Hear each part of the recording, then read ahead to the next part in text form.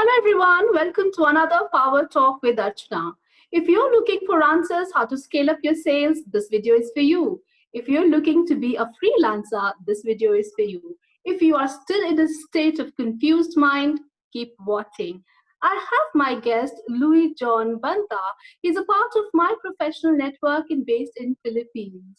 With 27 years of experience as a trainer, speaker, and facilitator under his flagship company, Learning Made Just Better, famously known as LJMB, trained 300 plus companies across 9 countries and 4 continents. He aces the art of delivering webinars with a record breaking number of 100 plus webinars in less than 10 weeks. Launched an online platform for blended learning for his clients like Pfizer, Henkel, Toyota, Coca-Cola, Johnson& Johnson's, Lufthansa, General Motors, China Bank, to name a few. Look forward to his virtual building platform starting this July. For this man works tirelessly and is driven by passion for excellence, solving problems, and inspiring people to act. Hello, Louie. How are you doing? I'm doing good, Archana. Thank you so much for having me here. Excited with our conversation today. Absolutely, my pleasure to have you on board, Louis. Thanks a lot for coming on board.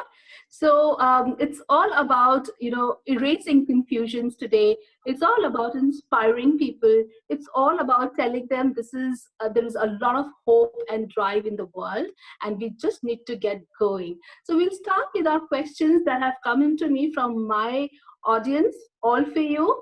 So the first question goes out. People want to know, how do we combat the zero sales or low sales, especially in today's times, and control damage? That's one of the more frequently asked questions in my webinars with the sales organizations. As you look around, a lot of industries are really badly hit in different places in the world, regardless of countries. As you've heard, lots of companies have even laid off people because of this problem of low or even zero sales in some.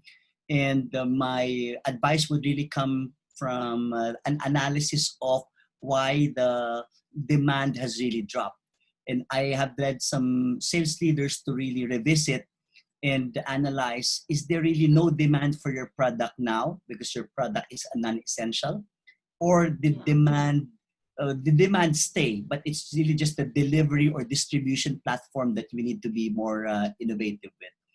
Or do we need to really have some tweaks in our product? Or do we just need to explore new markets or new consumer segments that we can tap? Because maybe in the past, we may have been successful in some customer groups or customer segments. We forgot to serve the other areas in the market. So those are things that companies can do. Analyze, is there a demand? Did demand really drop, or is demand just there? Are customers just in wait and see mode, which is what natural? They're holding on to their money, and maybe they're just waiting for companies to really have that value proposition. How can you help us during this time of the pandemic? A very good example on that, Archna, is what I'm doing, what we've been doing in the past 10 weeks. We are a training company. We are in the service business. All of our training engagements pushed back, indefinitely postponed. Zero sales for my team, March, April, and May. I was looking at the numbers, gave me sleepless nights, to be honest. So analyzing the demand, do companies really let go of the need for training, learning, and development during the pandemic? The answer is no. But there is just no distribution or delivery platform because we've been used to in-person training. And here is the technology that has long been available, just waiting for us to tap. So using that model, whatever product or service that you have, don't lose hope. Maybe customers are just wait and see mode, and they might be waiting for that service provider or that company to reach out to them and to make them convince them that doing business is possible during these times. Of course, it may differ from product to product or industry to industry. And if may I add on that, Archna, another advice that I would give is to accept the fact for some companies, we will really no longer meet our 2020 goals. Because when we set ambitious targets at the start of the year, they were based on a different set of assumptions. Let's be fair with our salespeople and our employees. But True. my advice to sales leaders is to send the message that we need to give our best effort so at least we reduce the variance to budget. So let's say after Q3, there's only so much catching up to do. You're not catching up this big. You have reduced Yeah. your catch up. One more tip, Right. keep your existing customers close. If you're not able to Yeah. sell because your customer might be a distributor, might also be a mediator, they also cannot Yeah. generate business, keep these distributors, keep your key accounts, keep your customers closer. As of this point, you don't want any attrition when business goes back to a certain normal. Absolutely.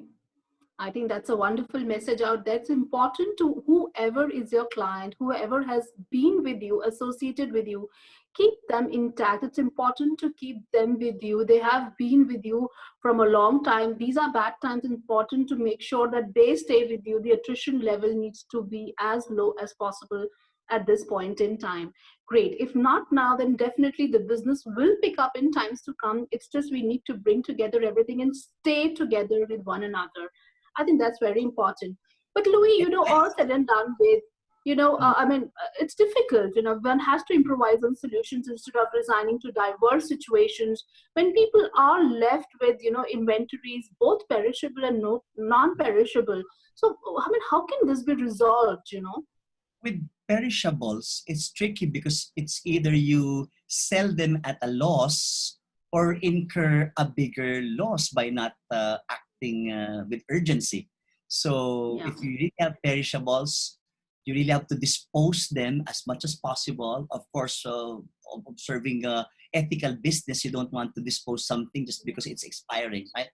For non-perishables, don't go into panic mode because there is that mindset that for non-perishables, we can sell them at a discount just so we can make a sale. It's actually the opposite mindset. Do not sell them at a discount. Maybe your customers and consumers, or distributors, or in between, they really don't want a discount. Maybe they want some advice on how they can better market or reach the end consumer. yeah. So as much as possible, do not give a discount because whatever discount you give as of this point might dictate your pricing and the demand for more discounts in the near Yeah. future. Right. I think that would be a very clever thing to do. It's just that you need to understand how best you can utilize this time to, get rid of your inventories. Definitely the perishable ones, they get perished and you have to get rid of them. But the non-perishable ones, you have to be act smartly and see what is the kind of risk you can manage, how long you can take that risk for, and then work on different options to make sure you don't suffer a greater loss. Right. Great. And also tell me one thing, there are people who are trying to explore, different opportunities now that, people have been laid off, their salaries have been cut. So, the cash flow in the income of the family has reduced a great deal. So, but I also see chances of people taking up alternate professions, and freelancing has come up in a big way. So how do you think anyone can scale up that trait or develop that trait so that, there are more openings for them? What advice would you like to give there? First advice would be, I'm thinking of my first few years when I was putting up this business, Archana. 15 years Yeah, ago, I resigned from my last employment. I really did not intend to go freelance or put up a business like this. I just resigned, and then yeah, clients would follow and would request for training programs. I did yeah, one, but got followed up by a few more, and then I realized I can do it on my own. And of course, I didn't yeah, have mentors or coaches at that time. Now we have the benefit of people from all over the world who can give you advice. And my first advice to you is yeah, consider your freelancing as putting up your own business. It is a yeah, business, your own business. Don't think of it as just a temporary stopgap thing. It's not yeah, something interim. It's not at the interim. It can even be something long term, especially if you make good out of it. That's the first mindset. If you want to be a freelancer, don't say, I just want to do freelancing in between jobs or because there's a crisis. You may even want to take a look at this for the long term. I'm starting my business. I'm now taking charge and control of my own career.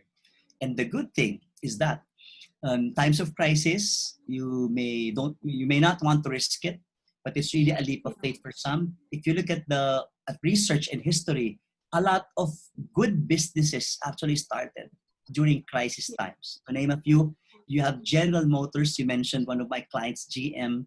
They launched in 1908 after the 1907 financial crisis panic. Another one is Burger King. Okay?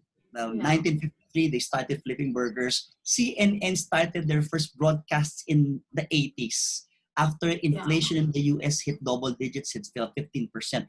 Uber and Airbnb, yes, set up their business during the worldwide global financial meltdown in 2007, 2008. And they say that that's really because of necessity entrepreneurship, because people are losing jobs or people are really afraid of job security. You know, it's really empowering. And I'll say this, Archna, it may be a different mindset. It could be empowering to lose one's job because Yeah. you can start all over again. This is a paradigm Yes. shift, right? You, you have to focus on what do I have, my experience and my talents. And I have nothing left to lose anyway because I just lost a job. So that leap of faith, starting your own business at times when there's no financing and when there's possibly no demand, to continue with the tips. Know what you're Yeah. really good. This is your business. Know what you're really good at and passionate about. If what you're good at overlaps very well with your passion, you want to do what you're good at, all you need to do is to create a customer on this one. And a Right. third or fourth tip that may give will be to be entrepreneurial. I mentioned that. Think of it as a business. It will affect the way you seize opportunities. An entrepreneur is Yeah. someone who acts quickly, Yeah. and that can be the advantage of a freelancer as compared to more established companies. A freelancer is more flexible as compared to existing big companies or groups that have some constraints anymore on dealing with customers. They will say, we can't do this. That's why Yeah. businesses love freelancers as well, because we're easy to talk to and the speed by which we can respond and deliver what they need is there. Best effort, best output, take care of your word of mouth advertising or your Yeah. Yeah. reputation in the industry. At the time Yeah. when you may not have budget for advertising, although Facebook, LinkedIn, and other social media platforms are there for free, it's really excellent work that will really spread your reputation even when you're starting as a freelancer. You're very right. I think this is the time when people actually, this is a stage of a kind of a post-mortem when you actually just look back and see, even if you have lost your job, this is the time when you can actually look back and see and work on the mistakes you've made in the past, erase them, rework on your ideas, your thoughts. You have a passion for something, pursue it, develop into a freelancing thing, and you can really make money out of it, offer your services maybe for free, a complimentary service from your side. If you talk on if you're a good public speaker, if you're a good orator, if you can speak on public health, mental health, nutrition, whatever your area is, develop there. Okay, Louis, but I also feel people today, they are still in a state of confusion. They are in a state of confusion, and they have not been able to accept the fact and the truths that have been reaffirmed by this crisis.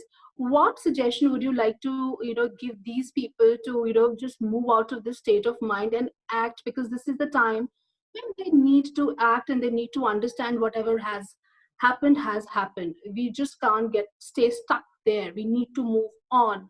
So what are these facts, first of all, they need to accept, and how should they come out of it?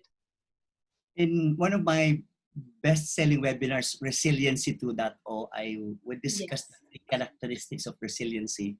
And the first Yeah. characteristic is precisely what you ask in that question: acceptance of reality. Resilient Yeah. people, those who really stay strong, they immediately confront and see reality in front of them, less or no denial, and they immediately embrace it and ask the next question. So you're here anyway. This crisis is around me anyway. I can't control it.